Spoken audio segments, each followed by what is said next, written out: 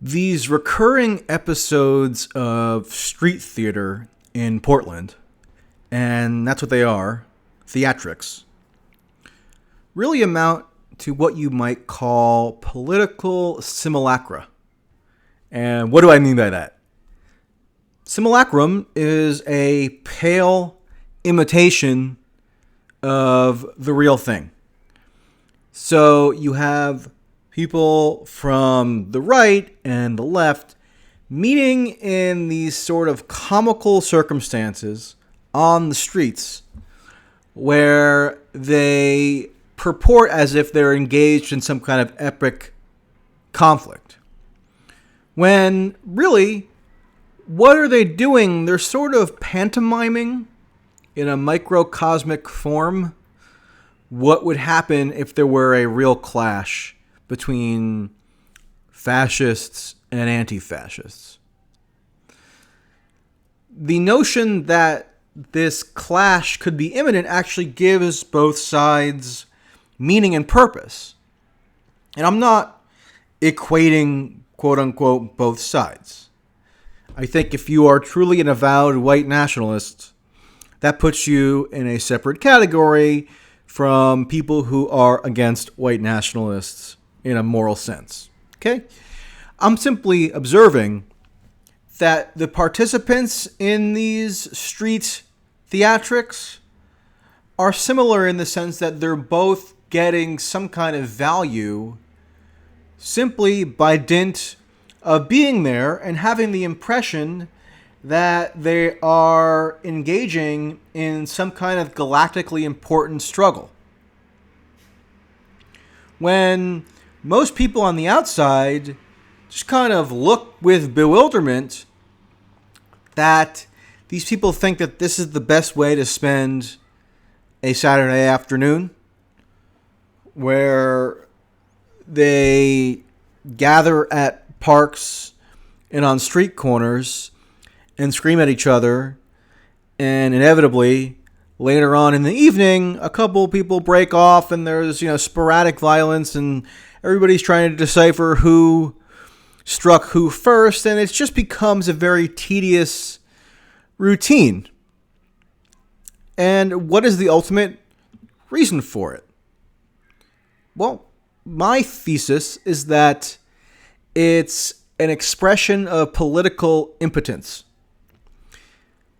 These people who are gathering really have no power or sustained organizational ability.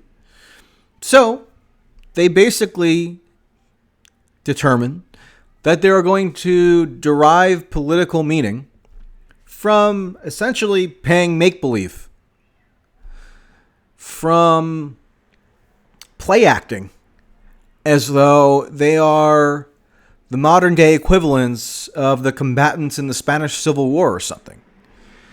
I mean, it gives them such a sense of vigor and, again, purpose by conceiving themselves in terms of how anti-fascist warriors conceived of themselves in the 1930s.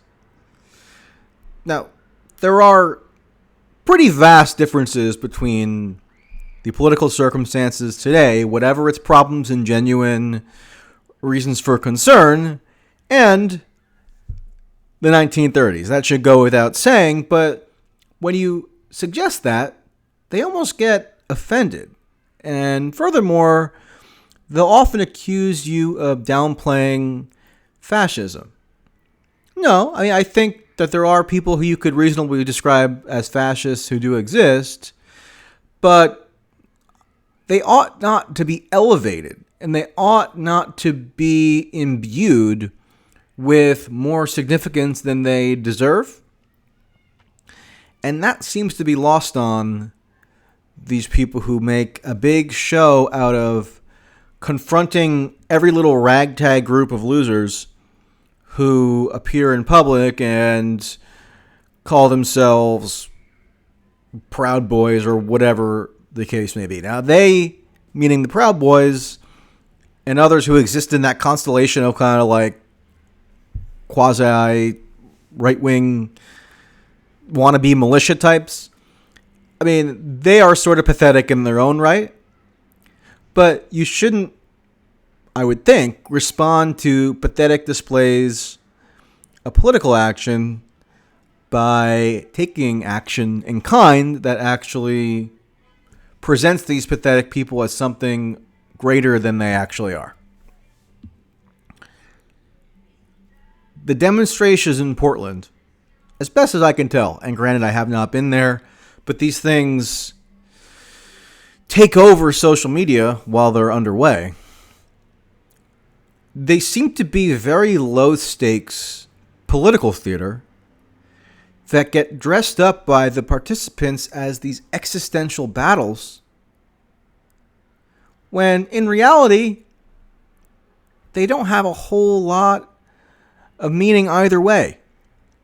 But people in this kind of atomized era want to grasp for whatever meaning is available to them, especially political meaning, given how impotent ultimately they are, sadly.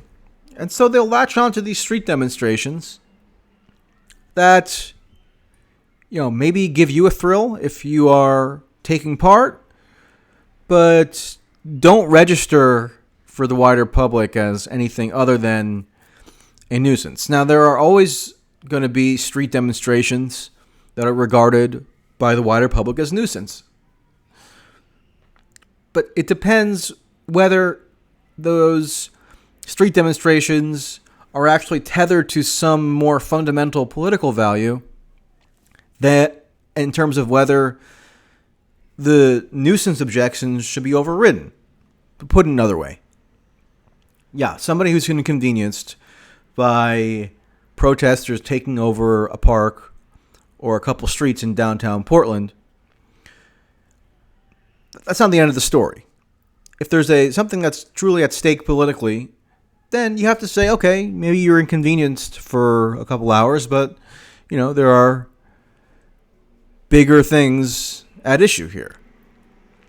But with these kinds of demonstrations, what's the bigger thing at issue? It almost seems like a mutual self-aggrandizing endeavor for people who want to believe that they're somehow on the cusp of history, when history is kind of proceeding apace without them.